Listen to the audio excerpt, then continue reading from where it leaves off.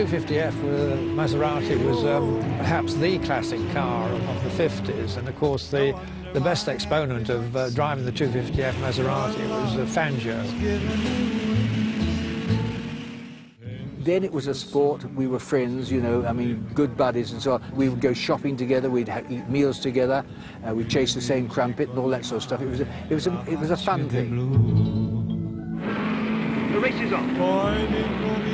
The 250F was probably, I think I'm right in saying, of its era, the nicest Formula One front-engine car to drive. It really was. Brooks, Fangio, Shell, Salvadori, Collins, Castellotti and Moss. It was just a car that, personally, I enjoyed very much. Now the race settles down. The procession is led by Moss. Flames reach up in the sky at Abbey Curve, where Brooks BRM has overturned, throwing its driver clear.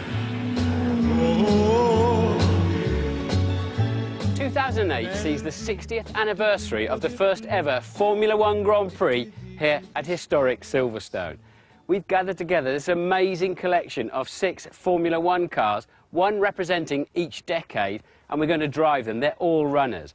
Over the next 6 Grand Prix weekends, join me to experience these amazing cars. I've never looked forward to a day's motoring so much in my life. First up, the 1958 Maserati 250F.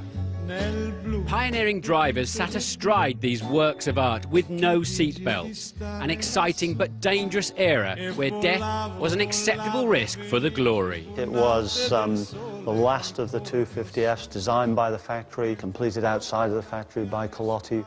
So it's a lightweight car, narrower, an attempt to stave off the new rear-engine cars, and it failed, didn't it, really? Moss had obliterated the front-engine cars in that 57-58 period, and this was the last hurrah. OK, great. Well, I'll drive it if you'll push it. Volare, oh, cantare. Now I've got to remember that the throttle pedal is to the left of the brake pedal. It's the opposite way round. I've got to use my feet in the opposite direction to what I'm used to. Oh, fabulous. These are the cars that Moss and Fangio raced in. The Mazda was beautiful. I mean, if you got the thing right, you could drive it in an oversteering fashion. You had to concentrate enormously on what you're doing. Now, having said that, when you're going down the straight, you're checking your instruments and looking for girls and all that sort of stuff. But when you're going into a corner, setting the car up and going through it, that's when you really have to concentrate. So it's happy going sideways, and it's really sort of like poetry. It's like doing the foxtrot or the waltz, I'd imagine, but at 100 and some odd miles an hour. Well, my first memories of Silverstone were that it was marked out by barrels, so possible to sort of make mistakes here and get away with it.